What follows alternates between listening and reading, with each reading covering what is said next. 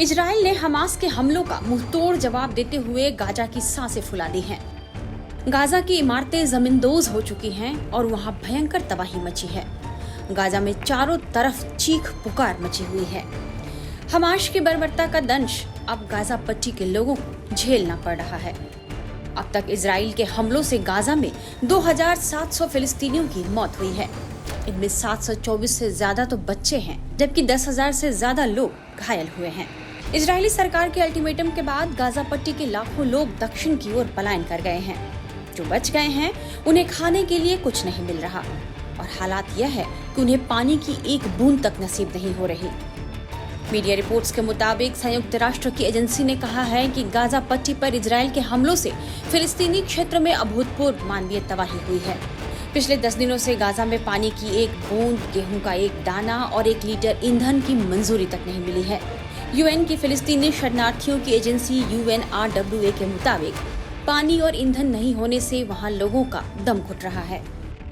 फिली जाजरीनी ने कहा कि पानी जीवन के लिए बहुत जरूरी है, लेकिन गाजा के लोग पानी की कमी से जूझ रहे हैं। गाजा में पानी खत्म हो गया है।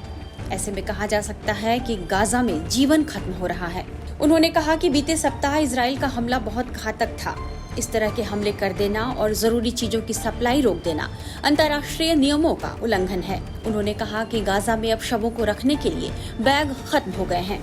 गाजा से लगभग 10 लाख लोग पलायन कर रहे हैं और लगभग 4 लाख लोगों ने UNRWA की स्कूल इमारतों में शरण ली है। यूएन ने हमास से कहा है कि उसने इजराइल के जिन बंधकों को बंधक बनाया है उन्हें जल्द मुक्त कर दे, नहीं तो आने वाले समय में समस्या और बड़ी हो जाएगी।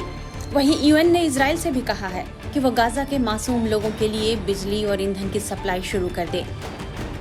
यूएन के सेक्रेटरी जनरल एंटोनियो गुटेरेस ने भी अपील की है कि गाजा के लोगों की मदद की जाए।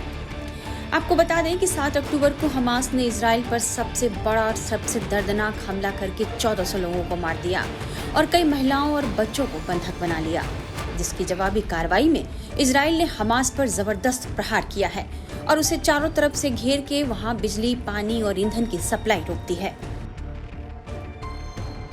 टाइम्स नाउ नव भारत डिजिटल की रिपोर्ट।